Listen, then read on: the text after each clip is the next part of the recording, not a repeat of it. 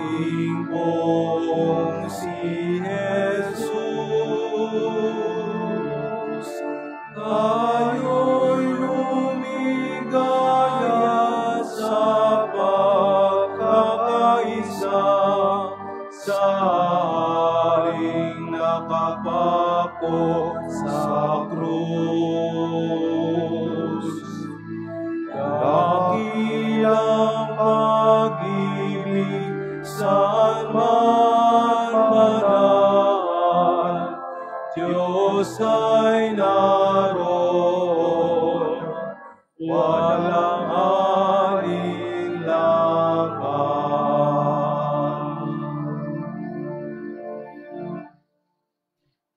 In the name of the Father, and of the Son, and of the Holy Spirit. Amen. The Lord be with you. And with your spirit. Beloved brothers and sisters, let us humbly acknowledge our sins and so prepare ourselves to celebrate the sacred mysteries.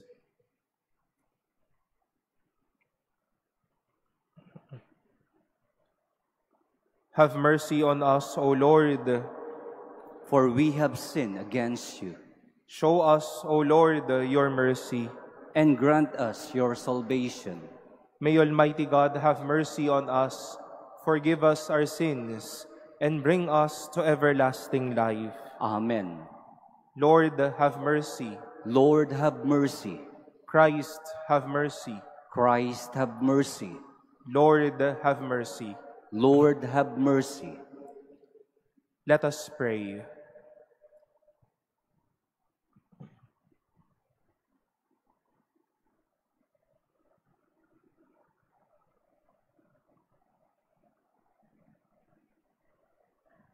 Be near, O Lord, to those who plead before you, and look kindly on those who place their hope in your mercy, that cleansed from the stain of their sins, they may persevere in holy living, and be made full heirs of your promise. Through our Lord Jesus Christ, your Son, who lives and reigns with you in the unity of the Holy Spirit, God, forever and ever. Amen. Please be seated.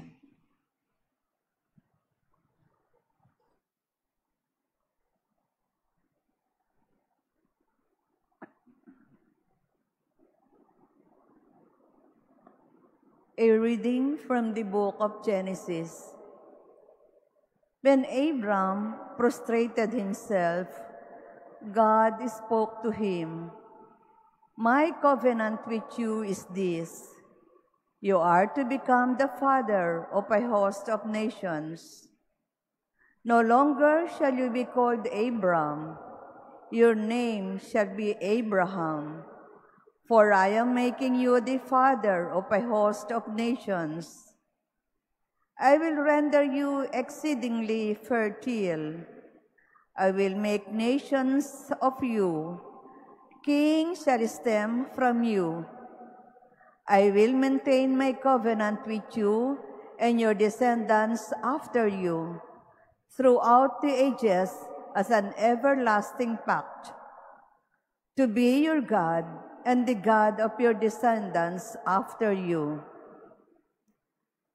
I will give to you and to your descendants after you the land in which you are now staying, the whole land of Canaan, as a permanent possession, and I will be their God." God also said to Abraham, "On your part, you and your descendants after you must keep my covenant throughout the ages." The word of the Lord. Thanks be to God. The Lord remembers His covenant forever. The Lord remembers His covenant forever. Look to the Lord in His strength. Seek to serve Him constantly. Recall the wondrous deeds that He has wrought, His portents, and the judgment He has uttered. The Lord remembers His covenant forever. You, descendants of Abraham, his servants, son of Jacob, his chosen ones. He, the Lord, is our God. Throughout the earth, his judgments prevails. The Lord remembers his covenant forever.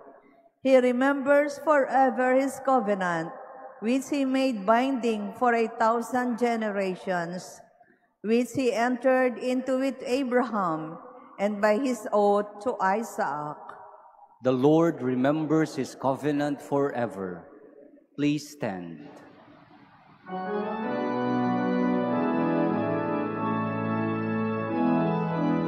Luwalhati at papuri, Panginoong Jesucristo. Luwalhati at papuri, Panginoong Jesucristo. If today you hear his voice, harden not your hearts.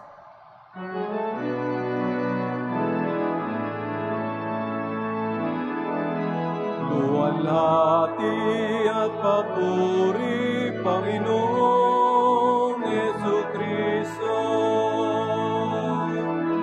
Luwalhati at papuri, Panginoong Jesucristo. The Lord be with you. And with your spirit. A reading from the Holy Gospel according to John. Glory to you, O Lord. Jesus said to the Jews, Amen, amen, I say to you, whoever keeps my word will never see death. So the Jews said to him, Now we are sure that you are possessed. Abraham died, as did the prophets, yet you say, whoever keeps my word will never taste death. Are you greater than our father Abraham who died, or the prophets who died? Who do you make yourself out to be? Jesus answered, If I glorify myself, my glory is worth nothing. But it is my Father who glorifies me, of whom you say, He is our God. You do not know Him, but I know Him. And if I should say that I do not know Him, I would be like you, a liar. But I do know Him, and I keep His word. Abraham, your father rejoiced to see my day. He saw it and was glad. So the Jews said to him, You are not yet 50 years old, and you have seen Abraham. Jesus said to them, Amen, amen, I say to you, before Abraham came to be, I am. So they picked up stones to throw at him. But Jesus hid and went out of the temple area. The Gospel of the Lord. Praise to you, Lord Jesus Christ. Please be seated. Good afternoon, my dear brothers and sisters. Together with us this afternoon are the administrators, workers, and the collaborators of our dear Intramuros administration as they celebrate today their 46th anniversary. Together with them is our dear administrator, Attorney Joanne Padilla, and her collaborators. Maligayang anibersaryo po mula po sa amin dito sa Manila Cathedral. Palakpakan po natin sila. Maraming salamat po sa inyong patuloy na serbisyo. And we also welcome our dear pilgrims of hope as we continue our Jubilee year. Mula po sa amin dito, maligayang pagdating din po sa Intramuros at sa Manila Cathedral. Dear brothers and sisters, honesty and sincerity will always play a very important role in the life of Jesus. Kahit no pong siya ay humarap kina Pilato at sa mga lumitis sa kanya, Kanya na pampong sinabi, hayagan akong nagpahayag sa inyo, at wala ni isa man ang itinago ko sa inyo. Honesty and sincerity will always be important to Christ. But the usual response of people to Him after telling many truths, that He is Son of God, before Abraham I am, He was killed and He will be killed, and on the third day He will rise again. People would respond by negation, by crossing it out, by rejecting it, by not minding what He would say. And we've heard today how people tried to throw stones at Him. But we heard how Jesus hid Himself. God proclaimed to Abraham his destiny to be the father of many nations, and Abraham believed and placed his faith on God. Jesus taught the truth, but people tried to throw stones at Him. When something true, when someone wishes to speak well of you, when someone tries to correct you, when someone wishes to share something with you, 3 questions. Will you accept? Will you believe? Or will you throw stones? Maniniwala ka ba? Tatanggapin mo ba? O babatuhin mo lang din ng bato? Throwing stones might mean we are not interested to those words. We don't believe, we won't accept, it is not part of our life. At marahil dinig na dinig po natin yan ngayon. May magsasabi ng totoo at ito tayo babato ng bato. Madaming nagsasabi para tulungan tayong umayos ang buhay natin. Pero sige lang, babatuhin lang natin ito ng bato. Madaming nagsasabi sa madaming posibilidad ng paglago, ng pag-asenso, ng pag-unlad natin. But we are not that receptive, but all the more defensive of our walls. Once more, throwing stones.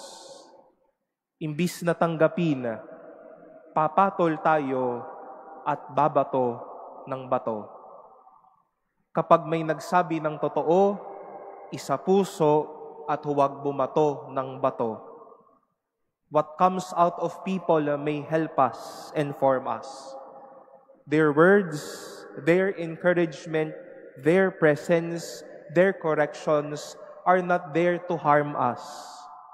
They will be present to us so that this can be of help and this may bless us in the next.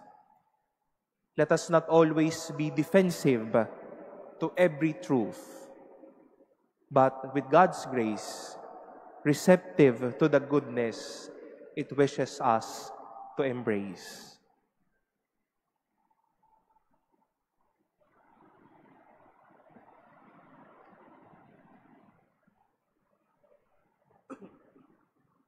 Please stand.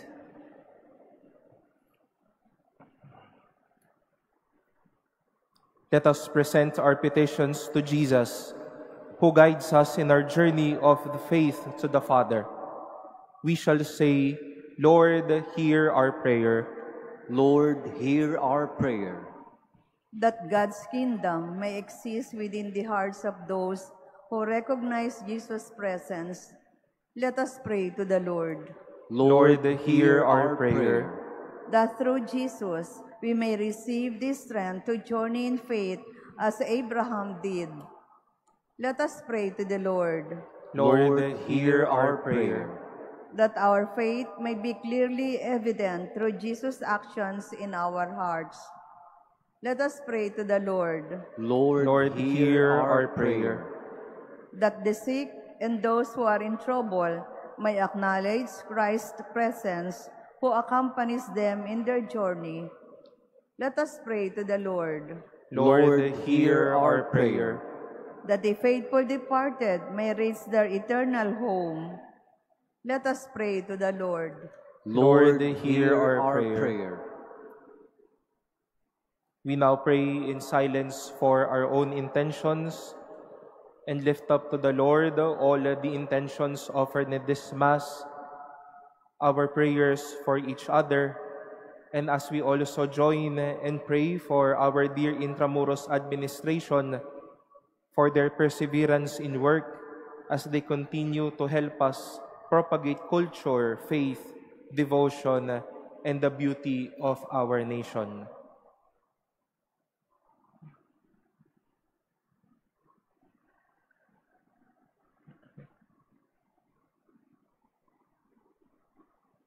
Let us pray to the Lord. Lord, hear our prayer. Lord, grant our petitions and sustain our faith as we journey through life, that our reunion with you may be joyful. We ask this through Christ our Lord. Amen. Please be seated.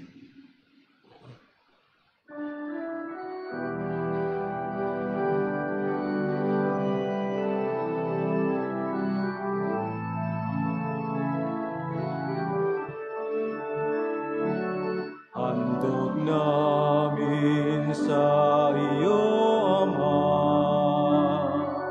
ang tinapay at alak na ito. Handog ng bayang umaasa, sumasamba't nagmamahal sa'yo.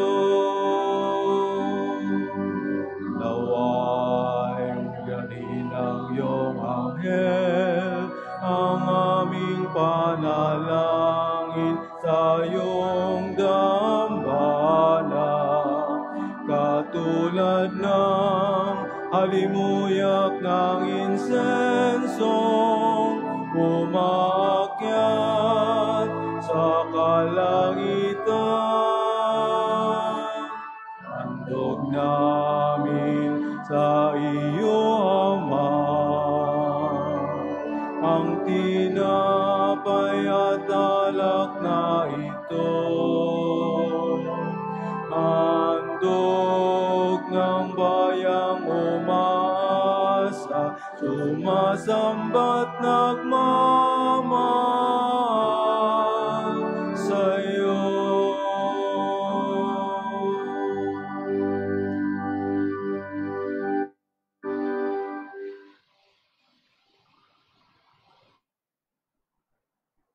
Please stand.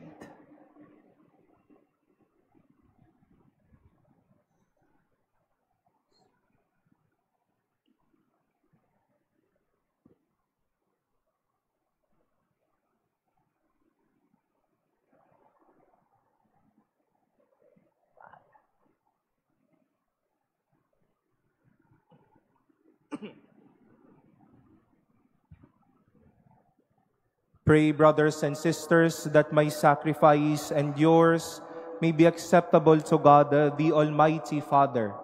May the Lord accept the sacrifice at your hands for the praise and glory of his name, for our good and the good of all his holy church. Look with favor, O Lord, we pray, on these sacrificial offerings, that they may profit our conversion and the salvation of all the world, through Christ our Lord. Amen.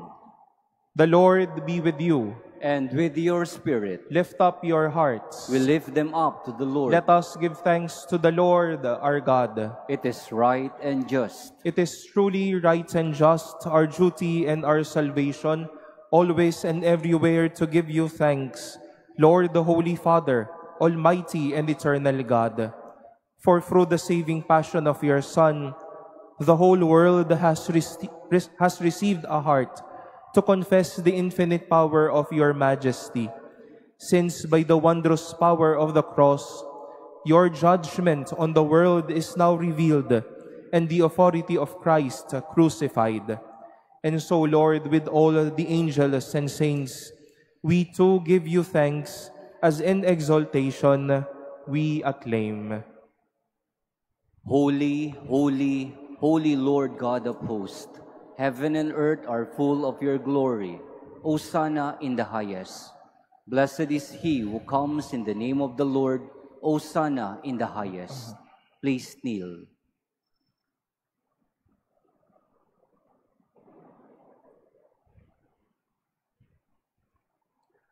You are indeed holy, O Lord, the fount of all holiness. Make holy, therefore, these gifts, we pray, by sending down your Spirit upon them like the dewfall, so that they may become for us the body and blood of our Lord Jesus Christ. At the time he was betrayed and entered willingly into his passion, he took bread, and giving thanks, broke it, and gave it to his disciples, saying, "Take this, all of you, and eat of it, for this is my body, which will be given up for you."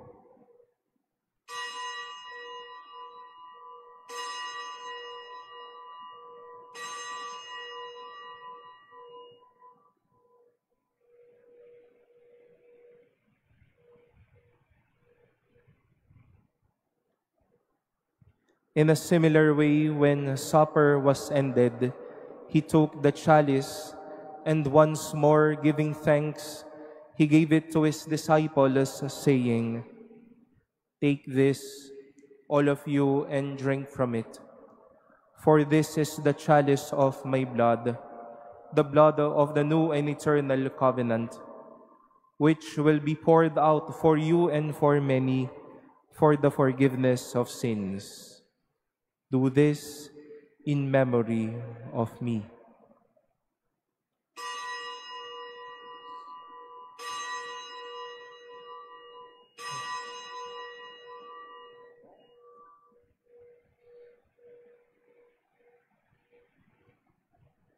Please stand.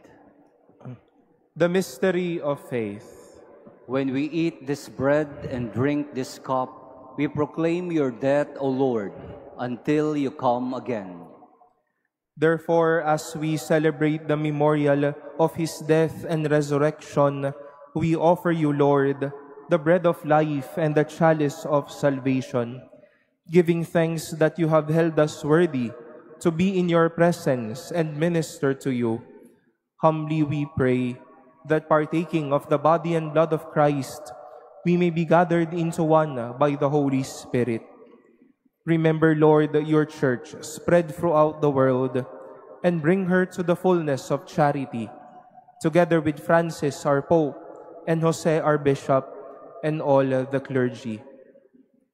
Remember also our brothers and sisters who have fallen asleep in the hope of the resurrection, and all who have died in your mercy. Welcome them into the light of your face. Have mercy on us all, we pray, that with the Blessed Virgin Mary, Mother of God, with Blessed Joseph, her spouse, with the blessed apostles and all the saints who have pleased you throughout the ages, we may merit to be co-heirs to eternal life, and may praise and glorify you through your Son, Jesus Christ.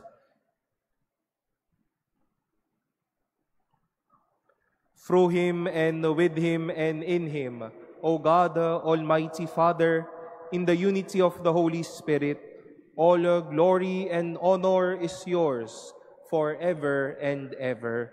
Amen.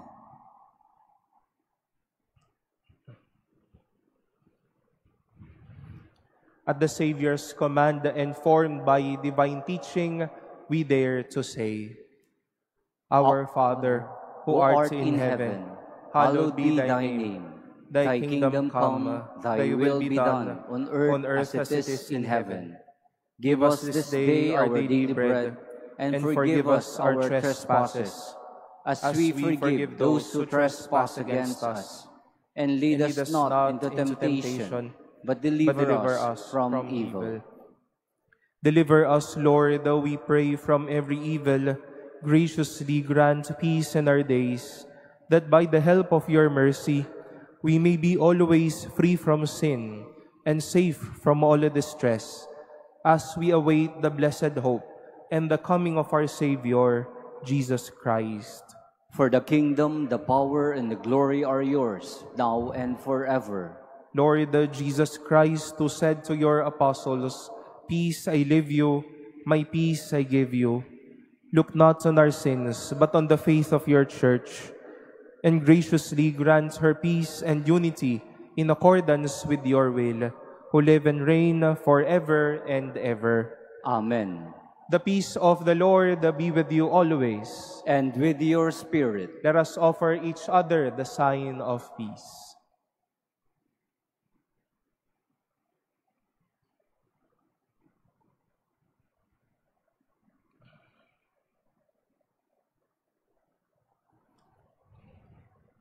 Lamb of God, you take away the sins of the world. Have mercy on us. Lamb of God, you take away the sins of the world. Have mercy on us. Lamb of God, you take away the sins of the world. Grant us peace. Please kneel.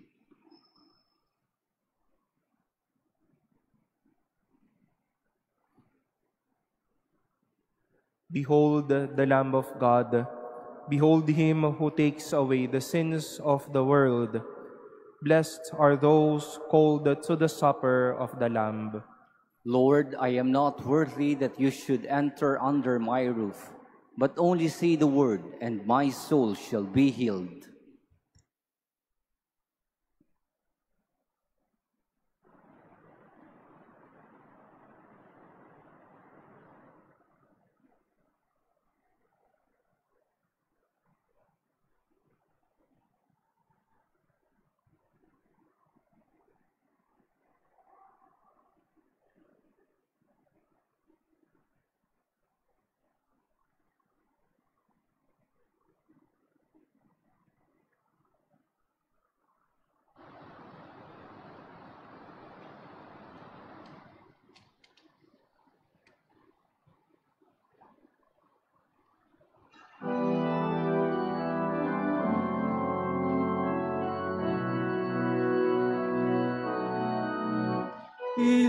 Ilikamo kami ng sangbagong puso, hugasan ang kamay, nabasa ng dugo, linisin ang diwa, sa halay ay puno. Ilikamo kami ng sangbagong puso, itindig mo kami, kaming iyong bansa. Akayin sa landas, patungo sa kapwa, iatid sa piging na iyong inihanda. Itindig mo kami, kaming iyong bansa. Amang Diyos, iyong baguhin ang tao't daigdig sa banal na takot, sambang nanginginig. Ibalik ang puso't bayang nanlalamig, likhain mong muli kami sa pag-ibig.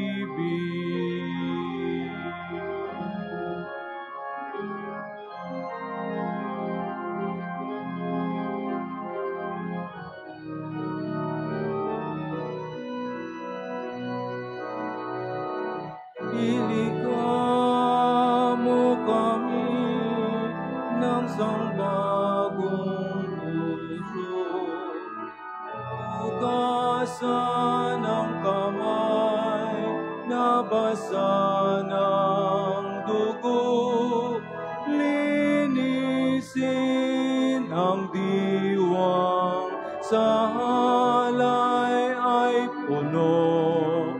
Ilikha mo kami ng sangbagong puso, itindig mo kami, kaming iyong bansa.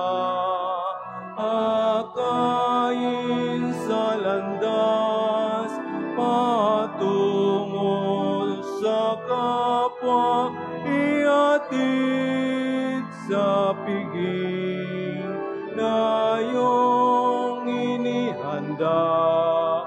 Itindig mo kami, kaming iyong bansa.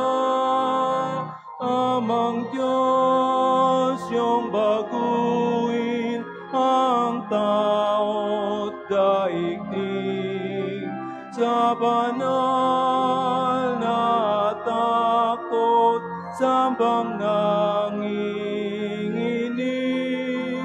Ibalik ang puso't bayang nalalamig, likain mong muli kami sa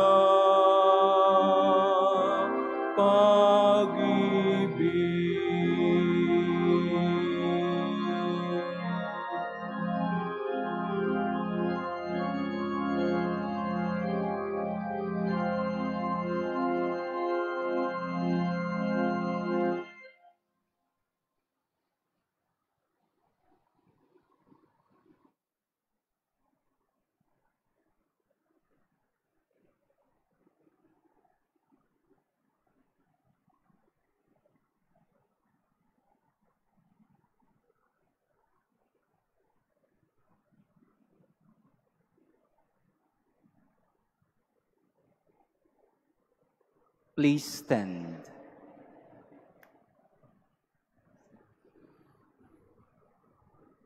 Let us pray.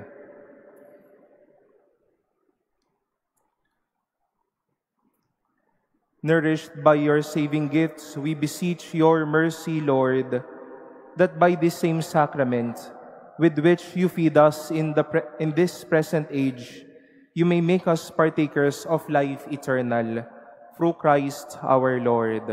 Amen. The Lord be with you. And with your spirit. Bow down for the blessing. Be gracious to your people, Lord, we pray, that as from day to day they reject what does not please you, they may be filled instead with a delight at your commands. Through Christ our Lord. Amen. And may Almighty God bless you, the Father, and the Son, and the Holy Spirit. Amen. Go in peace to love and serve the Lord. Thanks be to God.